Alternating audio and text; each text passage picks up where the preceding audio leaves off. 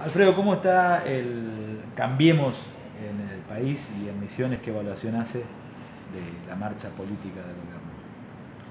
Bueno, de la marcha política en sí mismo, del espacio, creo que está absolutamente ordenado contra todos los pronósticos que por ahí decían que una alianza electoral que se terminaba después de las elecciones, que fue el problema. La verdad, se fue consolidando el espacio, se fueron acomodando los diferentes sectores que lo componen, encontrando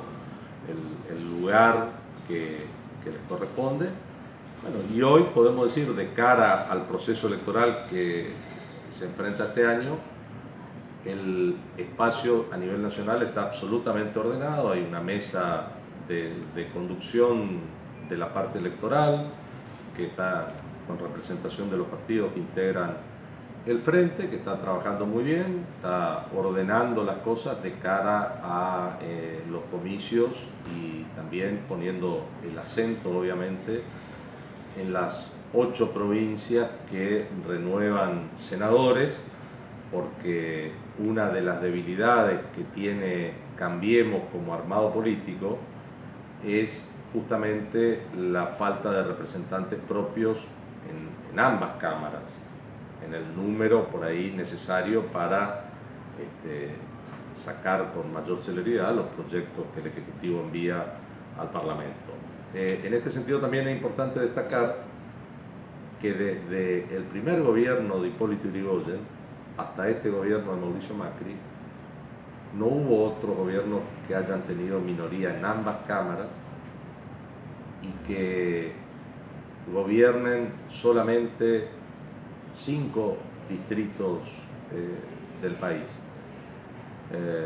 Esto de alguna manera es una situación absolutamente particular,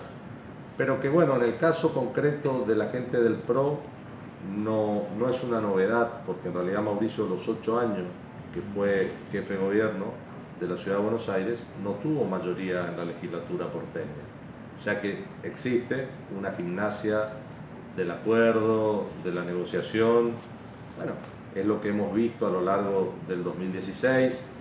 donde casualmente, fruto de esa capacidad de negociar y de acordar, se logró sacar prácticamente, salvo contadas excepciones, la mayor parte de los proyectos que el Ejecutivo enviara al Parlamento. Digo contadas excepciones porque lamentablemente no salió la reforma política, que para nosotros es una cuestión importante, que tiende a darle mayor transparencia a los procesos electorales, aunque también en nuestro criterio era insuficiente lo que se planteaba, pero me parece que hay que avanzar un poco más en algo de lo que nadie quiere hablar, que es el financiamiento de la actividad política. Hay una gran hipocresía en ese sentido, porque cuando uno ve las rendiciones de campaña,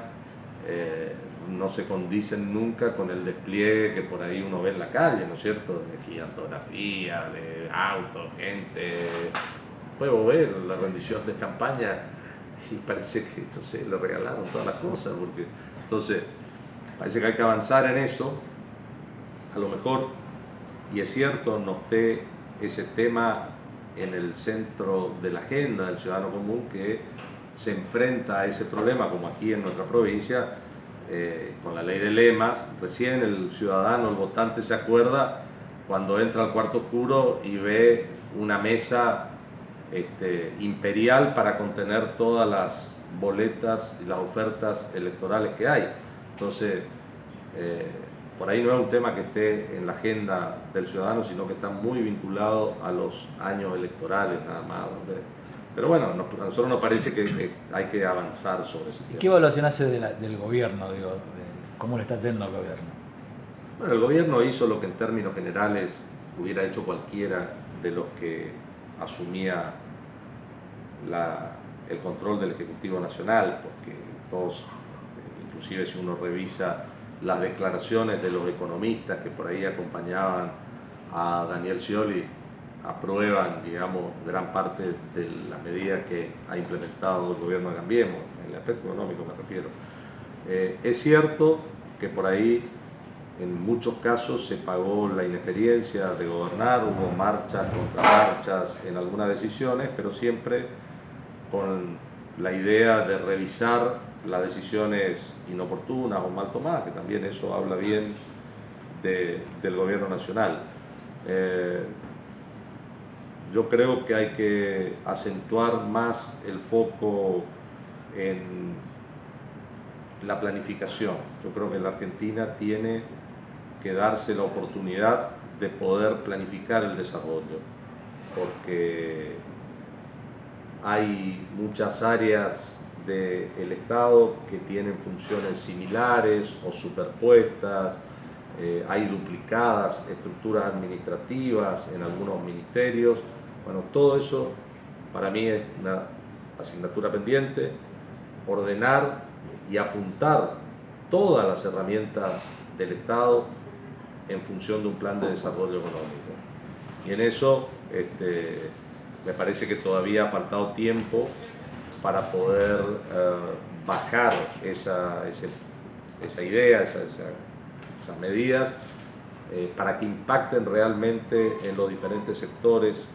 que aportan a la economía nacional y básicamente que generan empleo genuino, empleo legal, empleo en blanco. Le pregunto como referente de Cambiemos, digo, hay dos temas en discusión ahora, uno el salario docente, la paritaria federal, y otro lo que sucedió anoche con las jubilaciones, el aumento de las jubilaciones que hubo, me parece un retroceso. ¿Está de acuerdo con esta postura del gobierno? Bueno, mirá, en ambos casos lo que el gobierno está tratando de hacer es poner la pelota contra el piso de la inflación. La inflación es el impuesto a los pobres, es realmente a quien más afecta a aquel que gasta todo su salario en consumo. Entonces, desde ese punto de vista, hay que contemplar, aunque por ahí resulte odioso, que los aumentos de sueldo tienden a generar siempre la vuelta de aumentan los sueldos, aumentamos los precios, aumentan los sueldos, aumentamos los precios, y el asalariado va corriendo siempre atrás de la inflación. En algún punto hay que parar esa. Por supuesto que tiene un costo para la gente, claro que sí, por supuesto que tiene un costo porque disminuye el poder adquisitivo del salario, pero también contribuye a que se pare la pelota de la inflación, que a la larga es mucho más perniciosa para el asalariado que perder circunstancialmente poder adquisitivo por un tiempo determinado. Uno de los problemas que generó el kirchnerismo en sus años de aplicación de una política económica, en mi criterio equivocada, es casualmente la distorsión de los precios relativos, digamos, los precios de los productos no estaban ni por lo que decidía el mercado, porque el mercado estaba de alguna manera controlado por un personaje como Guillermo Moreno, coercitivamente controlado obviamente, y por otro lado la expresión de los precios no se sabía si respondían al costo de los factores para generar esos bienes, y eso es muy peligroso en materia económica porque son